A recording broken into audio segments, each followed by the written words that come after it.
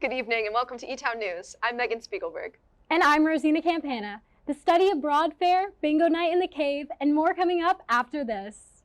Elizabethtown College has their own student-run radio station here in Steinman. Students in any year can join to be a DJ and there's no prior experience needed. We have many great DJs for this semester. To listen to our DJs, tune in on the radio or use the TuneIn app to listen to WWEC 88.3, The Sound of Elizabethtown. Last Wednesday, the Etown Study Abroad office took over the BSc patio so Etown students could learn about studying across the globe. The Study Abroad office provides guidance and support to students in all majors who want to study abroad for a semester, year, summer, winter, or faculty-led program. From 10 a.m. to 2 p.m., students could learn about the places they could spend a semester, ranging from Latin American countries, Europe, Australia, and Eastern Asia. Opportunities to spend a few weeks with a faculty member were also advised, including going to Ireland, right after the spring semester concludes. Have questions about study abroad? Contact Jaime Ramos at ramosj@etown.edu. Are you an animal lover looking to join a club or organization on campus? Look no further than Dogs in the Dell. The program is run through Susquehanna Service Dogs and offers students and volunteers the opportunity to work with animals and learn about what it takes to train a service dog. There are currently 3 service dogs in training on Etown's campus: Farmer, Cannoli, and Naomi. If you're interested, you can get in contact with them by messaging dogs on Instagram at etown.dogsinthedell. The program has 3 more events planned for the semester. The next will be held on October 22nd, when they will hold a new volunteer orientation. This past week, OSA held their annual bingo night. On Friday, October 4th at 8 p.m., Elizabethtown College students huddled in the cave for the college's fall bingo night. As the Etown tradition goes, this event is always a blast and every seat was packed. Students readied their cards for a long night for a chance to win one of the many prizes. The first prize given away was a spike ball set, and other prizes included a TV, Hershey Park tickets, and more. As each round went by, students were clearly eager to win. Emotions ran high throughout the night, with many coming so close to winning. Everyone in the crowd was laser focused as each number was read. By the end of the event, students funneled out with smiles on their faces, and it was clearly another successful bingo night at Etown. To stay in the loop for all events hosted by OSA this semester, be sure to follow their Instagram at EtownOSA. Tonight, the Bowers Writers House is hosting the event Poems, Pictorials, and Polymath Pictures, an evening with Lee Upton. Upton is an author coming to Elizabethtown to share her newest novel, Tabitha, Get Up. She will also be telling the story of her career and the path it took to achieve success. It begins at 7 p.m., but will go on until 9 o'clock. The event is open to all students and is a great opportunity to learn more about writing from a professional. The Center for Community and Civic Engagement, or CCCE, is hosting a service trip over fall break. 15 volunteers will be going to the Lancaster Lebanon Habitat for Humanity site in Columbia, Pennsylvania, to help put some finishing touches on the houses. Once the homes are finished, they will go to people in need for a low rate. Need service hours? The CCCE has more opportunities to volunteer, such as Into the Streets and a trip to the Midwest Food Bank on November 16th. On the topic of Into the Streets, CCCE and Elizabethtown College is also hosting its 31st annual Into the Streets on Saturday, October 19th. This year dubbed Jumping into the Streets, the event will act as an opportunity for students to go out and serve the local community. This can be done individually, with friends, or as a part of a club. If you would like to help but stay on campus, there will be plenty of service opportunities to take part of at the cave. You can sign up today by going to the link listed below. The deadline to register is October 11th. Now here's Gwen Young with your weekly sports updates. Thanks, Rosena. The women's volleyball kicked off a full slate of games for Etown Athletics this past Saturday at home. The team dominated their doubleheader and celebrated Senior Day with 2 wins that day. It all started with a 3-0 win over Wilkes University. Etown set the tone in the opening set with a 25-16 win, and while the second set was more of a back-and-forth affair, the Blue Jays rode the momentum to 27-25. In the final set, it looked like Wilkes would force a 4th set, but Etown once again went on a run to secure the victory 25-17.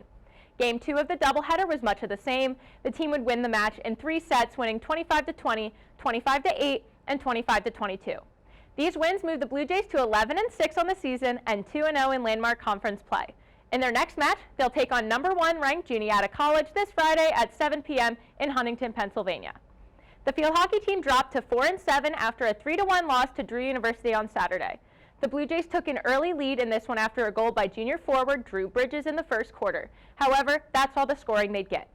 Drew would score 3 unanswered, including 2 in the third quarter, to put the game out of reach. Up next, the Blue Jays will play Susquehanna University on Saturday at 1 p.m. in Selinsgrove, Pennsylvania. The men and women's cross-country teams competed in the Paul Short Invitational in Bethlehem, Pennsylvania this past Saturday. The race was hosted by Lehigh University. On the men's side of things, Etown finished in 34th out of 41 competitors in the white race. Seniors Daniel Myers and Carson Wiley finished in 169th and 181st, and sophomore Derek Kendig came across the line in 187th. Other Blue Jay finishers included sophomore Will Inglis and senior Nolan Pettit, who finished in 232nd and 239th. For the women, their team finished in 33rd out of the 46 competing teams. Fifth-year Kelty Oster earned a top 100 finish, coming home in 98th. Sophomore Keely Fitzgerald broke the 24-minute mark with the 161st place finish. Junior Gwen Young and senior Maureen Bosak finished in 210th and 220th, and first-year Addison Kleinley rounded out the Blue Jay finishers in 317th. The next cross-country race will be on Saturday, October 19th, when Etown will race in the Rowan Interregional Border Battle in Glassboro, New Jersey. Etown soccer teams found success on Saturday as both teams picked up points in landmark conference play. The women's game ended in a 0-0 draw with Drew University. Senior goalkeeper Adrian McGallagher starred in this one, earning a clean sheet and making 5 saves on the day. The team now sits at 5-3-2 and will play Juniata College tonight at 7 p.m. in Huntington, Pennsylvania. On the men's side, the Blue Jays got back on track with a 2-0 win over Drew. Senior midfielders Matt Miller and Pedro Gazzardi both found the back of the net that afternoon. On the defensive side of things, junior goalkeeper Pedro Miranda kept his net clean, making 3 saves in a superb effort. With this win, Etown moves to 3-5-2. Their next game will be tonight at 7 p.m. against Juniata at home. The men and women's tennis team capped off their fall seasons with losses to Wilkes on Saturday. In the men's match, the Blue Jays would lose to 6-1. Sophomore Stefanos Billis earned the only win for Etown, winning in 2 sets, 6-4 and 6-3. For the women, they'd earn 2 points but would lose 5-2. First-year Hannah Walker won her singles match in straight sets, 7-6 and 6-2. First-year McKenna Watson also secured a win in 3 sets, 2-6, 6-3, and 10-4. In professional sports news, the National Football League had an action-packed Week 5. The Vikings kicked off the NFL London season with a win over the New York Jets. Chicago Bears rookie quarterback Caleb Williams had a huge day, throwing for over 300 yards and 2 touchdowns in a win. The Jacksonville Jaguars earned their first win of the season thanks to a 371-yard effort from quarterback Trevor Lawrence and running back Tank Bigsby's first 100-yard game. The Baltimore Ravens outlasted the Cincinnati Bengals in overtime, winning an offensive shootout 41-38. In San Francisco, the Arizona Cardinals upset the 49ers as they shut them out in the second half and scored 14 unanswered points. That's all for your weekly sports updates. Now here's Wesley with the weekly weather forecast. Hello everyone and welcome to the Weekly Weather Watch, where we cover the weather once a week, rain or shine. I'm Phillip and I'm subbing in for Wesley this week. Today, Wednesday the 9th, is partly cloudy with a high of 67 and a low of 45. Tomorrow we'll be seeing more clouds with a high of 61 and a low of 42. The sun will be out on Friday and we'll have a high of 66 and a low of 48. Saturday is going to be warm and sunny with a high of 75 and a low of 52. Then it's going to be partly cloudy but still warm on Sunday with a high of 75 and a low of 50. We're going to have more clouds on Monday with a high of 61 and a low of 46. And then it's going to be partly cloudy on Tuesday with a high of 61 and a low of 43. Thank you for tuning into the Weekly Weather Watch. I'm Phil Patches. See you next week. Now back to Megan and Rosena in the studio. The vice presidential debate between Democratic candidate Tim Walz and Republican candidate J.D. Vance took place on Tuesday, October 1st. This was the last planned debate before the election. Generally, the nation seems split on who won the debate. Both candidates largely stayed civil and respectful with few interruptions. Senator Vance and Governor Walz discussed many issues, including foreign policy, immigration, healthcare, gun violence, and the 2020 election results. Vance, who has a background in heated debate with journalists, seemed more natural on the podium. Walz has a less formal, folk-like approach, but found his stride later into the debate. Regardless of public opinion, it is unlikely that this vice presidential debate will have much impact on election results.